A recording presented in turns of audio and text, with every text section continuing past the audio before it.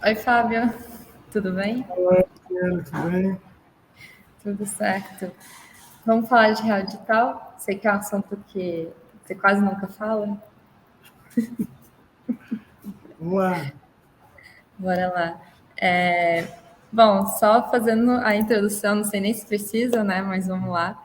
O Fábio Araújo, ele é economista, né? Doutor em economia, e ele está trabalhando no Banco Central desde 98, e ele é o coordenador do projeto do Real Digital.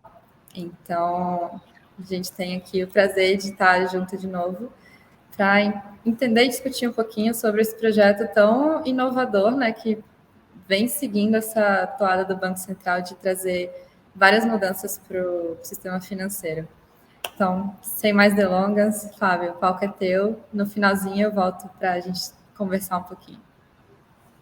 Obrigado, Dani. Eu agradeço a oportunidade de a gente conversar sobre esse assunto.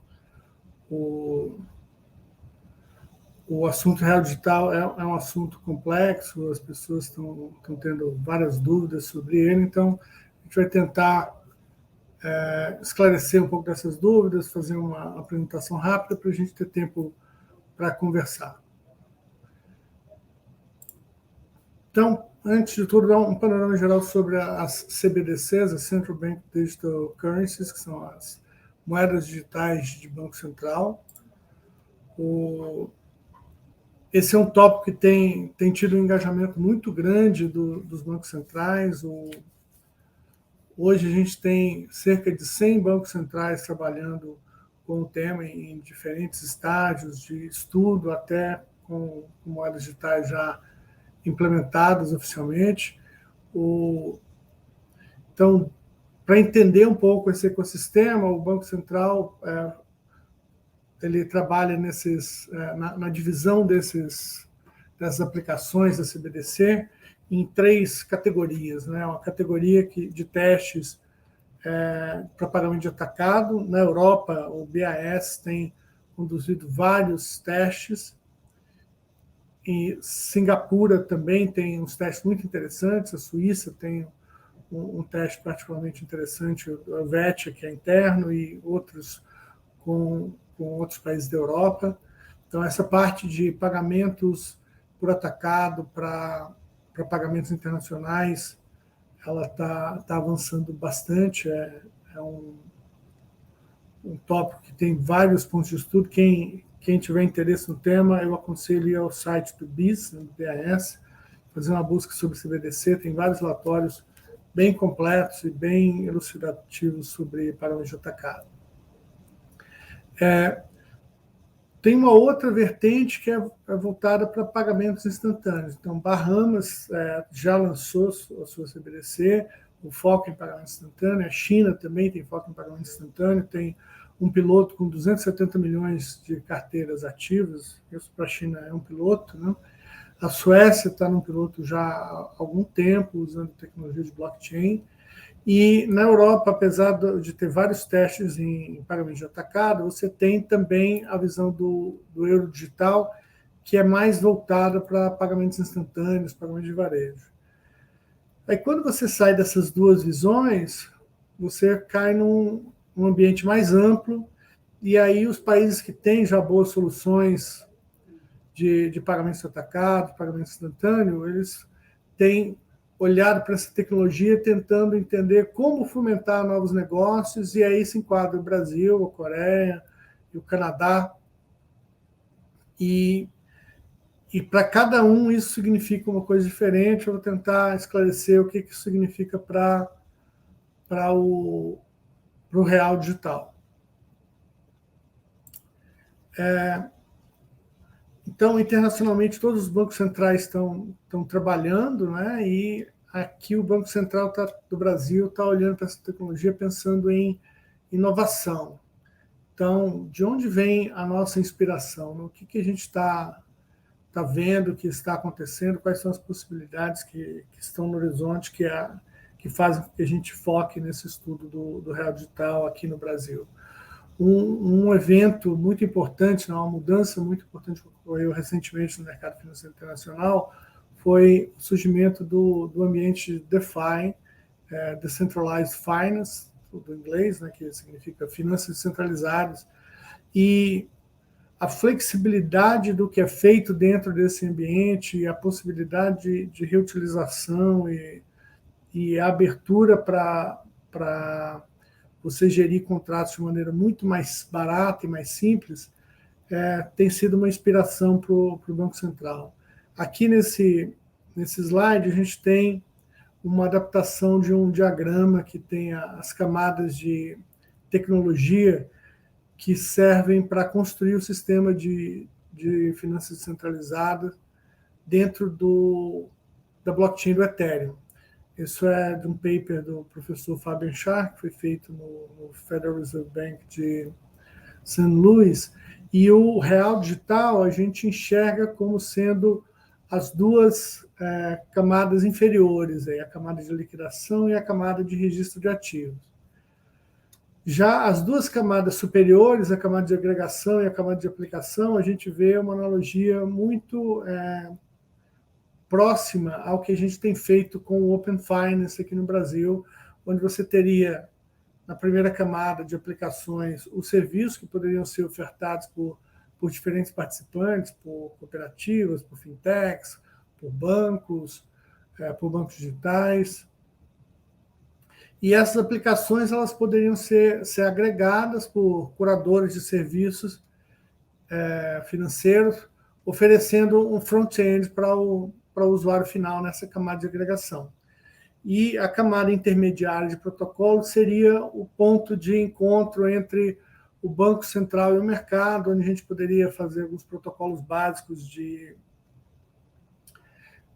compliance, ou determinar as características fundamentais, embarcar parte da regulação para facilitar o desenvolvimento das aplicações nas camadas superiores, facilitando o desenvolvimento e barateando o custo para os entrantes do mercado. E quando a gente olha assim, a gente vê que o usuário está lá na camada de agregação e o real digital está nas duas camadas de baixo, né? Então, essa é uma diferença fundamental entre o real digital e o Pix, que o Pix ele é um produto final, que ele vai lá para a mão do usuário, enquanto o real digital a gente vê mais como uma infraestrutura que facilita novas transações, facilita a entrada de novos participantes no mercado e democratiza o acesso aos produtos financeiros. Então, você tem essa característica de infraestrutura muito mais forte no real digital do que o que a gente tem no Pix. Então, dada essa visão geral da inspiração, o que os outros bancos centrais estão fazendo, vamos passar um pouco aqui para o caso brasileiro específico. Então, aqui no caso brasileiro, nós temos boas soluções já para pagamentos instantâneos, para pagamentos de atacado, e quando você olha para a literatura internacional e vê o que os bancos estão querendo fazer com a CBDC para varejo, a maioria dos bancos, o que eles querem fazer é o que a gente já fez aqui com o Pix, e, de fato, na classificação internacional feita pelo FMI, o que a gente tem aqui no Brasil, usando o e-money, já é uma CBDC sintética. Então, quando você coloca o e-money, que traz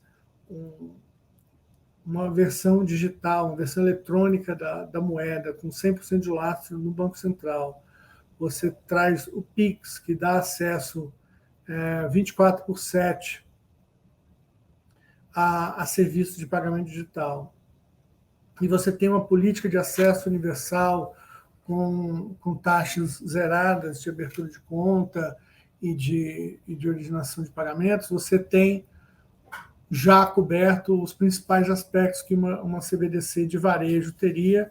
A única diferença seria que o passivo que está na mão do usuário é um passivo da instituição financeira, da IP, no caso, e não do Banco Central.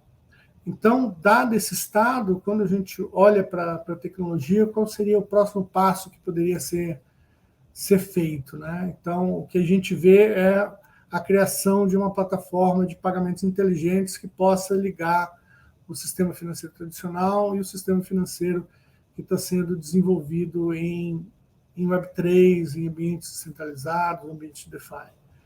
Isso é muito promissor, como eu mencionei anteriormente, você tem a possibilidade de reduzir o tempo de produção de novos produtos, né, de construção de novos produtos, o custo de gestão desses produtos, mas isso ainda depende da maturação de várias agendas, né, da agenda do Banco Central. O Open Finance é um dos aspectos que a gente acha que o Real Digital pode ajudar a impulsionar. A agenda de tokenização, que tem se acelerado, então, nos mercados brasileiros, essa agenda tem ganhado espaço e ganhado velocidade, e à medida que ela amadurece, o Real Digital se torna cada vez mais uma necessidade do mercado. E, além disso, também a agenda internacional. Como eu mencionei anteriormente, você tem cerca de 100 países trabalhando em projetos de Real Digital não, de CBDCs, e é importante que a gente aproveite essa oportunidade para melhorar a eficiência dos sistemas de pagamentos transfronteiriços, do sistema de pagamento internacional, que hoje eles funcionam muito bem para pagamentos de grande porte, mas para pagamentos pequenos, dependendo dos países envolvidos, das moedas envolvidas, você pode gastar 50% do valor que você quer fazer a remessa em taxas para que a transação se efetue. E num ambiente de ativos digitais, a gente tem hoje soluções que conseguem fazer transferência entre 80 moedas diferentes ou 100 moedas diferentes ao custo de um centavo de dólar, e a transação se processa em questão de minutos no máximo, né? Então, tem muito a se ganhar nessa parte de pagamentos internacionais, e a gente não pode deixar de aproveitar essa oportunidade para melhorar esses canais de comunicação.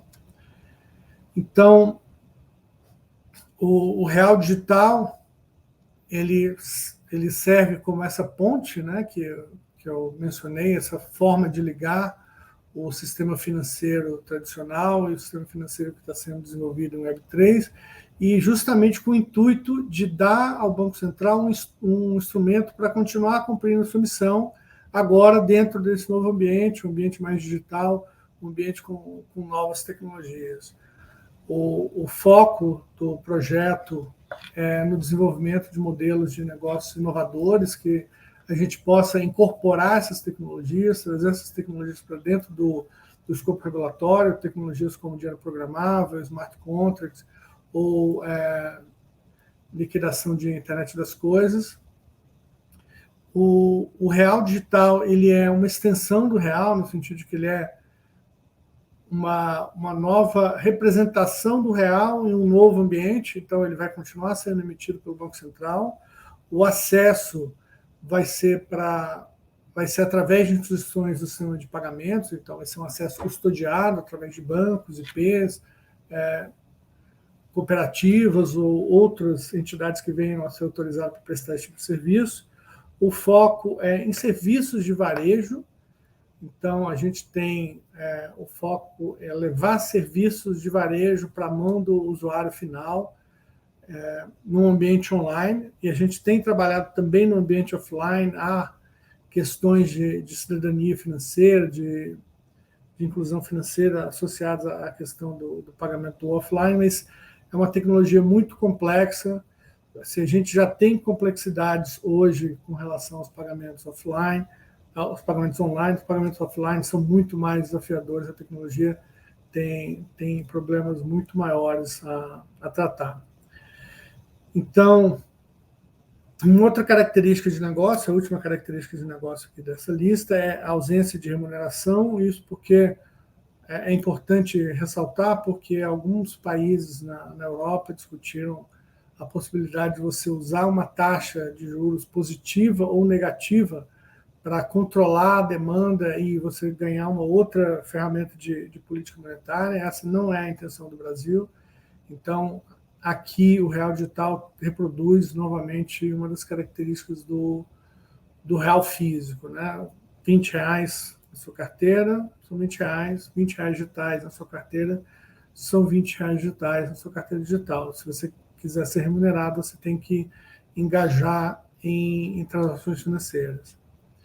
Aí, dada essas diretrizes de negócio, também há diretrizes jurídicas e legais e de tecnologia. Do ponto de vista jurídico, para que o Banco Central possa fazer a emissão final do real digital, nos parece claro que é necessário uma alteração da lei do Banco Central. Para a fase de testes, isso não é necessário, a gente pode usar uma arquitetura similar à arquitetura que a gente tem hoje, a arquitetura jurídica similar à que a gente tem hoje, dando suporte à emissão da moeda eletrônica, mas para garantir a integridade jurídica das operações, quando for uma operação mais ampla, fora do ambiente de teste, é necessária a alteração do arcabouço legal. E tem 2 pontos que a gente sempre fala em conjunto, que é a privacidade e prevenção à lavagem de dinheiro. Tem vários bancos centrais e vários artigos teóricos sobre como utilizar a CBDC para refinar esse equilíbrio. A visão do Banco Central é não alterar esse equilíbrio, a gente já tem um ambiente bem definido de sigilo bancário e de uma lei geral de proteção ao dado dos indivíduos, que ela já está em equilíbrio com as ações de prevenção e lavagem de dinheiro na legislação brasileira. Então, o Real Digital ele não vem para alterar isso. O Real Digital vem para se adequar e para ser compliant com esses requisitos. Então, a gente precisa reproduzir esse equilíbrio dentro do Real Digital. O Real Digital ele não veio para alterar isso, apesar de haver discussões internacionais, alguns países querendo ampliar a coleta de informação sobre os cidadãos, mas isso não cabe ao Banco Central discutir, isso é um assunto do Congresso da sociedade brasileira. Por fim, nós temos 2 diretrizes relacionadas à interoperabilidade, integração, são questões de TI, de interoperabilidade e de resiliência cibernética. Em termos de interoperabilidade, é importante interoperar com sistemas que hoje já estão disponíveis para a população, o sistema de pagamento convencional, PIX, e também que a gente deixe aberta a possibilidade de integração com outros países, com os desenvolvimentos feitos em outros países, para facilitar os pagamentos transfronteiriços. Por fim, a última diretriz que foi publicada é a elevada resiliência cibernética, dada a relevância do sistema, é um sistema crítico, então ele precisa ter uma resiliência cibernética compatível com a de outros sistemas críticos do sistema financeiro nacional.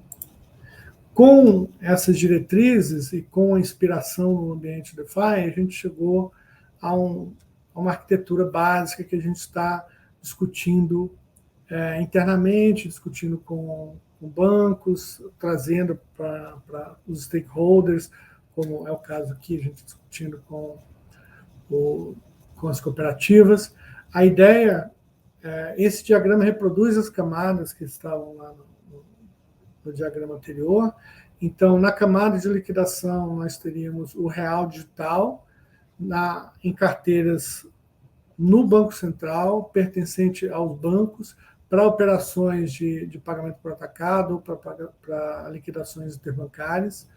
Na mão do cliente final, nós teríamos uma versão tokenizada do depósito, isso impede a desintermediação e problemas que isso poderia trazer de estabilidade financeira, de alteração dos mecanismos de provimento de crédito na economia. Então, o foco é levar serviços de moedas digitais para a mão da população, mas fazer isso através do real tokenizado, que seria uma versão tokenizada dos depósitos. E esses ativos de liquidação, eles teriam que se comunicar com o STR, por um lado, e com novos sistemas de pagamento transfronteiriço, de pagamento offline, por outro. Além disso, eles seriam utilizados para liquidação de ativos que estariam registrados dentro dessa mesma rede. Então, eu chamo a atenção aqui nessa segunda camada para ativos autorizados à negociação pelo Banco Central, pela CVM, pela Previc, pela SUSEP, basicamente pelos reguladores nacionais, reguladores federais. E a gente já começou a conversa com a CVM para entender qual seria a melhor maneira de registrar e negociar ativos dentro desse ambiente. Mas a gente tem uma ideia bem clara de que, registrando o ativo de liquidação, que seria a moeda, e o ativo final, um CDB, uma debenture ou algum outro tipo de ativo, um valor imobiliário, você teria o máximo de eficiência e o mínimo de risco se você conseguir trazer tudo isso para dentro da mesma rede. Mas a gente não pretende não acha que é possível que todos os ativos da economia sejam registrados dentro desse ambiente regulado. Vão haver sempre os ativos virtuais, outros serviços e ativos tokenizados que vão ter que interoperar, e aí você tem um grau de desafio que é muito relevante e aumenta à medida que a governança dessas redes ela fica mais esparsa e mais fora do controle das autoridades ou do Banco Central. Aí, sobre isso, a gente teria as camadas mais informacionais, que estariam ligadas mais ao Open Finance. A gente precisaria de oráculos para trazer informação ou para levar informação desse ambiente para o sistema tradicional, e também uma porta de conexão com as aplicações de internet das coisas. Tem várias questões que precisam ser resolvidas aqui, a questão de fornecimento de liquidez para esse ambiente, uma questão de registro e custódia dos ativos, tanto na plataforma do Real quanto fora da plataforma do Real, como é que a gente faz a interoperabilidade. Então, essas questões, para que elas sejam respondidas, é preciso que testes sejam conduzidos. A gente está conduzindo uma série de provas de conceito para tentar chegar em MVPs de produtos que fariam uso de uma forma no Real Digital. A gente fez essa chamada no ano passado, deve concluir agora em fevereiro o laboratório. O foco é em casos de uso, o que a sociedade gostaria de fazer com o Real Digital, para trazer protocolos de finança descentralizada, protocolos de entrega contra pagamento, de pagamento contra pagamento, ou de internet das coisas.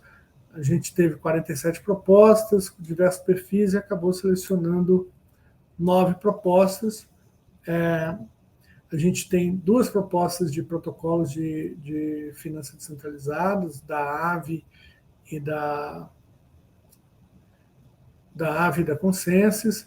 A gente tem 3 protocolos de entrega contra pagamento, DVP, um da Santander, que é focado em ativos digitais, um da Febraban, que é focado em ativos financeiros tokenizados,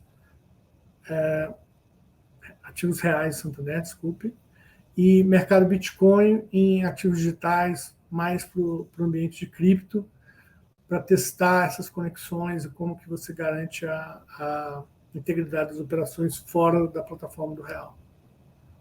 Além disso, nós temos uma aplicação do offline, que foi oferecida pela G+D, uma de pagamento contra pagamento entre Brasil e Colômbia, uma de internet das coisas, para você gerir armários inteligentes num ambiente para logística de e-commerce, que foi apresentada pela TecBan em conjunto com a Capital, e uma solução de dinheiro programável voltada para empréstimos direcionados para a atividade rural, para você rastrear as condicionalidades de uso desses recursos. Então, nós temos uma amplitude de casos de uso para a gente identificar os potenciais problemas, e a gente tem também uma variedade de empresas que estão, algumas, as marcadas em vermelho, estão mais na parte descentralizada do ambiente de cripto. Você tem o pessoal marcado em amarelo, as empresas em amarelo são da área centralizada, as marcadas em azul são os stakeholders tradicionais, incumbentes, e você tem, além disso, a G+D e a Visa, que trazem soluções de pagamentos, e CPQD e Microsoft, com soluções tecnológicas, e a Level Wine, uma empresa de consultoria que conhece muito bem a economia brasileira. Então, o Lift Challenge ele deve ser concluído no início de 2023, então a gente deve iniciar na sequência até meados do ano os pilotos, que devem durar por 24 meses, e ao final de 2024, se tudo der certo, nós teremos condições melhores para decidir sobre quais seriam os próximos passos, se uma extensão do piloto ou se já a liberação do real digital para uso em maior escala pela população.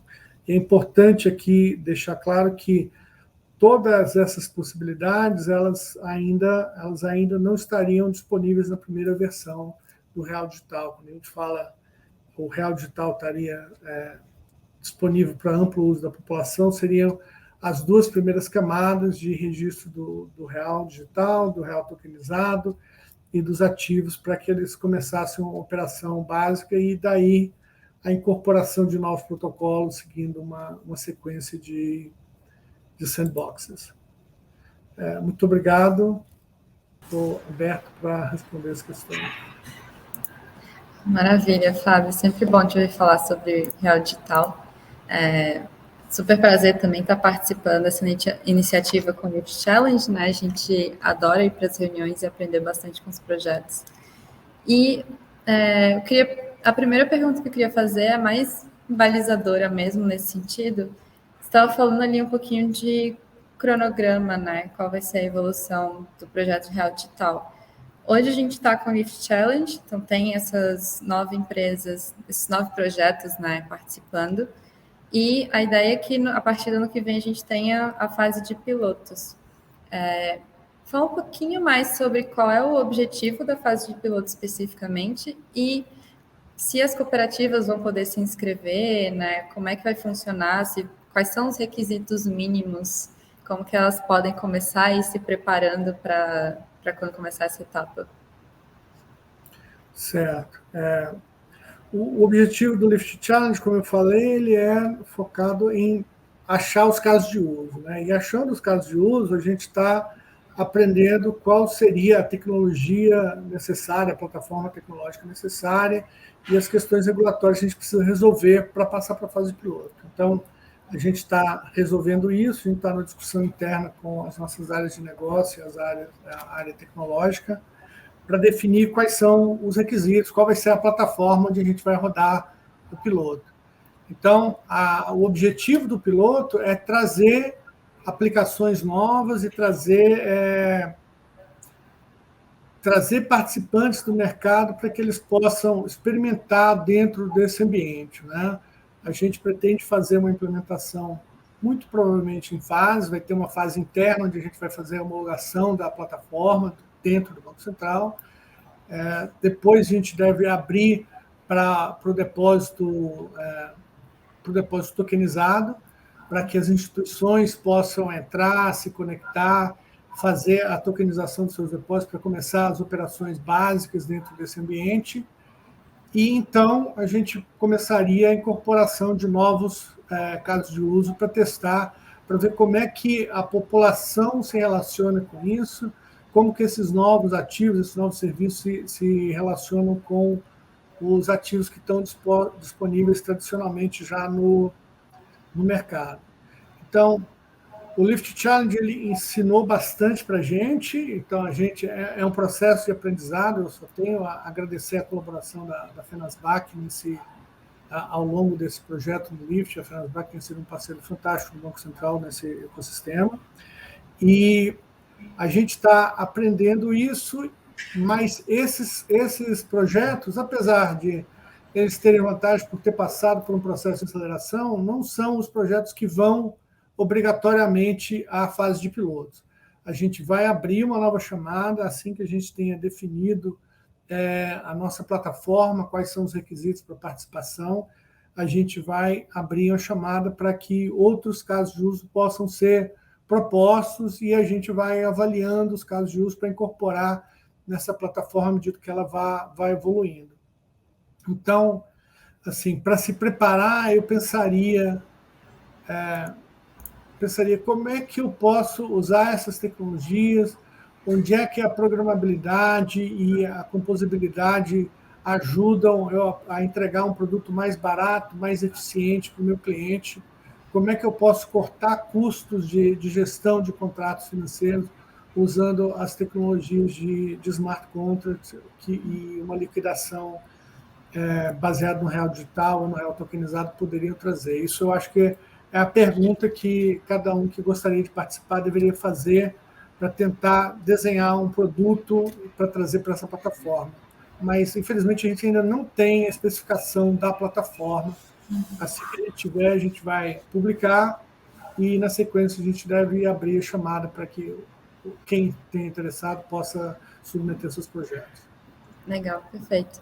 Então, a princípio, cooperativa, sendo instituição financeira, vai poder se inscrever, vai poder enviar projeto para essa fase, né? Sim, isso é uma questão que as pessoas sempre falam, assim, quem é que vai poder ter o real tokenizado? Bem, todo mundo que coleta depósito vai poder ter real tokenizado e provavelmente, da mesma forma que a gente fez com o Pix, alguns participantes vão ser obrigados a estar dentro para dar volume para o espaço, mas todo mundo que tem, que acolhe depósito, vai poder tokenizar esse seu depósito e usar dentro do ambiente do real digital. Todo mundo que acolhe depósito à vista, né? Poderá participar.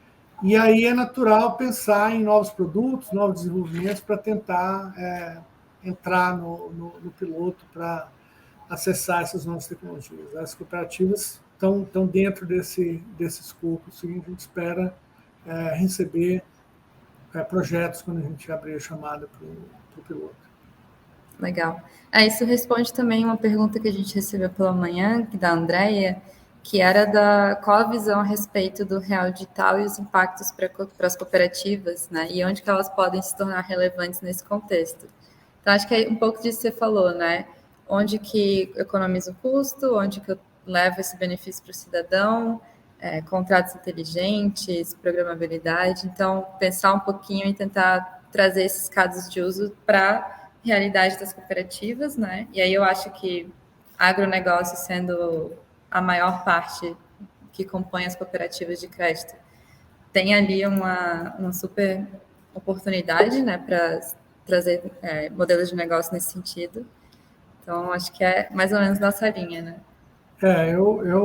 Eu diria assim que a tecnologia de smart contracts, eu não fui muito a fundo na palestra, mas a tecnologia de smart contracts, ela facilita a utilização de protocolos que já estão disponíveis para que você possa desenvolver novos produtos. Então, isso facilita a entrada de participantes menores, que têm menos recurso, em novos mercados. Eles podem produzir, oferecer produtos que hoje seria muito difícil você produzir, você disponibilizar para o seu cliente, tanto por uma padronização do registro dos ativos, que decorre do processo de tokenização, quanto pela reutilização de protocolos básicos, onde você pode ter uma parte do compliance, do custo de compliance, já embarcado ali dentro. Então, você tem o potencial de diminuir o custo de gestão e o tempo de elaboração de um produto, e isso democratiza o acesso, e eu acho que nisso as cooperativas e as empresas que estão querendo entrar no mercado ganham muito no ambiente desse tipo. Legal, perfeito. Você comentou um pouco sobre os diversos tipos de real que a gente tem hoje, né? Então, tem escritural, tem eletrônico, vai ter real digital, tem o Pix. Em relação ao real digital, tenho duas perguntas parecidas. A primeira é, quão transparente ou quão visível vocês acham que o real digital vai ser para o usuário final? Então, ele vai saber que ele está usando real digital ou que ele está usando, né, real eletrônico ou não? E E aí, pegando o gancho, quando se fala de uma camada de real digital e uma camada de depósito tokenizado, também nessa parte vai ter alguma diferença do ponto de vista do usuário? Certo. Bem, a principal diferença é que o real digital ele vai ser basicamente para uso pelas instituições financeiras para transação no interbancário. Né? Então, um banco, não faz sentido que um banco ou uma cooperativa pague para outra instituição financeira usando a stablecoin que ela emitiu. Né? Então, ela precisa da moeda do Banco Central para fazer as liquidações entre si. Agora, no dia a dia, a gente sabe que a liquidação feita com base na moeda bancária, na moeda da instituição financeira, ela resolve praticamente todos os problemas que a gente tem na economia. Então, não há necessidade de você levar a moeda do Banco Central para o ambiente digital na mão das pessoas, sendo que você já tem uma possibilidade de oferecer esse serviço com base no real tokenizado, no depósito tokenizado. Assim. Então, primeiramente, entre o real digital e o real tokenizado, eu acho que as pessoas certamente não veriam diferença nenhuma, porque o banco que vai escolher o que ele vai usar, o que ele acha mais conveniente para a pessoa, se ele achar essa operação aqui é mais conveniente que eu já faço diretamente em real tokenizado, ela faz para a pessoa. Se ela achar que é mais conveniente fazer com real tokenizado, ela vai fazer com real tokenizado. Então, para o usuário final, é transparente isso completamente. Agora, no dia a dia, com relação ao depósito bancário, né, ao dinheiro que a gente tem, ao sistema que a gente tem lá, muito provavelmente, para acostumar as pessoas, você vai ter um ambiente específico para avisar, olha, esses são os produtos que são feitos com base na tecnologia do real digital. Então, lá, quando você for fazer investimento, você abre o seu app de investimento. Aí ele vai provavelmente ter uma marca, assim, Powered by Real Digital, algo assim, para você escolher quais são os ativos que estão naquela categoria ou os ativos da categoria tradicional. Mas isso, com o tempo, à medida que as pessoas se acostumem e saibam diferenciar isso naturalmente, essa distinção também tende a desaparecer. Porque, como eu falei, no fim das contas, o real digital é uma infraestrutura para melhorar a eficiência e aumentar a democratização do acesso a instrumentos de crédito e a instrumentos de investimento para a população. Legal. Então, chegando algumas perguntas aqui, eu já vou puxar uma delas. Mas antes eu só queria comentar, quando você mostrou ali a estrutura, né, o desenho que vocês estão imaginando, tem ali o STR e o SPI se ligando à infraestrutura do real digital. Com depósito tokenizado, eu imagino que vai ser possível, né, com o real digital, vai ser possível fazer a transferência também em tempo real, instantânea, entre pessoas, né, etc. Você vê, em algum momento no futuro, a infraestrutura ou o rail do Pix, né, do SPI, se juntando ou se integrando ao do real digital?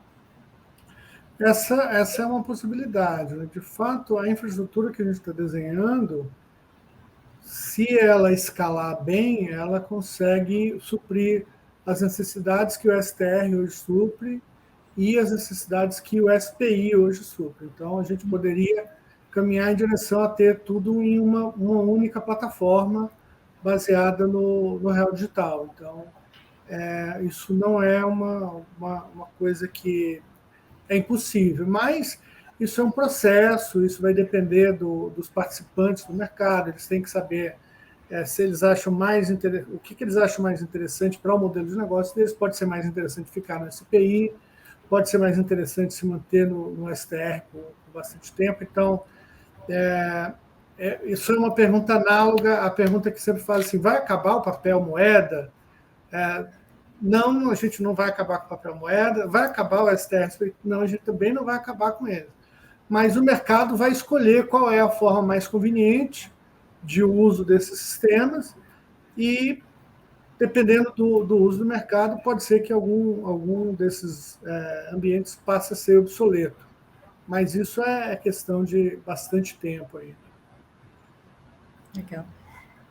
O Erivelton fez uma pergunta relacionada à governança. Ele faz um paralelo com o Pix, né, que tem uma governança mais centralizada, e o Open Finance, que já tem uma coisa mais... Tem os GTs, né, que fazem parte, tem outras entidades. Como que vocês imaginam que vai ser a governança do Real Digital? Vocês planejam que tenha essa interação também com o mercado, formação de GTs, esse tipo de coisa? Sim, a gente pretende ter a formação de GTs, a gente está buscando canais de discussão agora bilaterais entre o Banco Central e as associações, também com entidades específicas a gente tem conversado, mas a gente pretende ampliar isso e é importante fazer um fórum para validação das propostas de solução tecnológica que a gente acha que devem ser adotadas. A gente não vai chegar para o mercado e falar, olha, vai ser assim. A gente vai chegar com uma proposta, olha, a gente tem essa proposta, o que vocês acham? Então, vai ser tudo feito através de discussão, em debate, fórum. O desenvolvimento conjunto é fundamental num produto, numa infraestrutura como o Real Digital, que a gente está procurando um desenvolvimento acelerado. Né? A gente precisa da participação de todos os agentes para que isso ocorra. Agora, então, a governança da construção do ambiente ela vai ser muito baseada em fóruns, em grupos de trabalho, mas a governança final, quando a gente tiver o sistema operando, aí você vai ter uma governança mais centralizada, que é basicamente a governança de regulação da interação entre as instituições no mercado. Né? E cada atualização que venha a ser feita, obviamente, vai ser discutida com o mercado também. Sim, perfeito. Eu tenho uma dúvida também. A gente tem visto bastante no Challenge, são vários projetos totalmente diferentes, né? Alguns a gente vê escolhendo infraestruturas, protocolos mais fechados, outros mais abertos. Então, né, a gente tem Ethereum, Stellar, Polygon, do outro lado a gente tem Corda, Happy Ledger. Eu queria entender um pouquinho das características e desses trade-offs que cada uma dessas plataformas tem. Quais são algumas características que vêm chamando a atenção dos dois lados e que eventualmente podem se tornar importantes no desenho do real digital? Certo, a gente tem algumas plataformas que são interessantes. Os projetos, ou eles são, a maioria deles é VM compatible, tem alguns Corda, tem um Stellar e um Demo. Eu acho que isso cobre todo o leque. Tem o da G mais D também, que é uma solução específica deles para pagamento do offline, a plataforma filha, né? Sim. Que sai um pouco desse escopo que a gente está discutindo aqui. O que a gente tem buscado, o santo graal que a gente está procurando é a programabilidade, né? A composibilidade, que é exatamente a ideia do Open Finance, você poder juntar os serviços financeiros do jeito que você quiser para compor o seu contrato, que está de acordo com a sua necessidade. A gente entende que isso é um processo longo, você tem que ter curadores de serviço financeiro que conhecem o seu perfil, conhecem as suas necessidades financeiras para te ofertar produtos adequados, mas a gente acha isso possível já dentro do ambiente do Open Finance e ainda mais quando você considera a possibilidade de programabilidade e composibilidade que está disponível hoje no ecossistema de DeFi.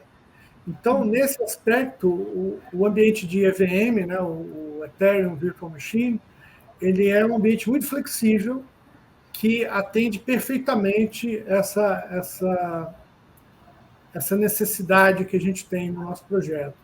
Agora, por outro lado, a gente tem a necessidade de privacidade da operação das pessoas. E quando você vai para um ambiente de Ethereum, apesar das pessoas acharem, lá ninguém sabe quem é ninguém. Ninguém sabe até que você saiba. Quando você sabe um hash, aí você sabe a vida inteira da pessoa, o que ela fez no passado e pode rastrear tudo que ela faça no futuro. Então, como os vazamentos quase nunca são ali dentro do sistema, eles são feitos por engenharia social, se a pessoa conseguir associar uma transação no mundo real com uma transação dentro da rede, aí eu já descobri toda a vida da pessoa. Você tem técnicas para fazer isso. Então, você tem hoje empresas de inteligência dentro do ambiente de blockchain que mapeiam todo mundo que está fazendo besteira dentro do ambiente lá. A NSA sabe tudo que a Al-Qaeda está fazendo dentro do blockchain. Então, é uma pseudonimidade que não é forte o suficiente para garantir a privacidade que a gente precisa dar para as pessoas. Esse é o ponto fraco. Então, no outro extremo, a gente tem a corda, que ele dá essa parte da anonimidade. Você tem sempre canais privados, tudo é feito em canais privados, tudo é fechado, mas aí a programabilidade fica comprometida. Né? Então, a gente tem esses dois extremos. E no meio do caminho, a gente tem duas soluções. Uma é a solução Stellar, que ela é menos flexível na parte de programabilidade, ela consegue boas soluções de privacidade e de integridade na transação com os ativos, principalmente. Essa é uma característica muito forte da rede Stellar. Você pode acompanhar o que está acontecendo com os ativos que você emitiu dentro da rede de uma maneira natural. Isso é uma característica nativa da rede. Então, para o Banco Central, que é preocupado com integridade, essa é uma característica importante. Né? A Stellar traz essa característica de forma nativa. E já o demo da Digital Assets, ele tem programabilidade, ele acha assim, um meio termo, mas ele tem a desvantagem de que, como basicamente todo o desenvolvimento do ambiente de DeFi está sendo feito em EVM, se a gente tivesse uma solução baseada em EVM, a gente já teria uma biblioteca de aplicações enorme para começar a importar para dentro do ambiente do real digital. Não ia ser só um copy-paste, né? Não é isso, porque a gente teria que garantir que todos os protocolos e os requisitos de segurança estão garantidos dentro desses códigos, mas você tem uma facilidade muito maior, porque você pode compor o protocolo básico de segurança com esses produtos que já estão desenvolvidos para operar aí dentro. Então, a gente vê como é que é difícil a decisão, né? A gente está procurando um equilíbrio que é muito, muito delicado. Então, por isso que a gente ainda não conseguiu anunciar. Olha, a plataforma que a gente quer é essa. Sim. Esse trilema aí é complicado, complexo. Mas vai dar tudo certo, né? Fábio, a conversa está ótima, mas a gente esgotou o tempo do painel. Certo. Queria te agradecer e a gente compartilha depois a apresentação também com o pessoal que está aqui assistindo. E é isso, a gente fica aberto. O Fábio também sempre está super aberto para continuar essas conversas. E vou chamar aqui a vinheta para o próximo painel. Obrigada, Fábio. Obrigado, tchau. Tchau.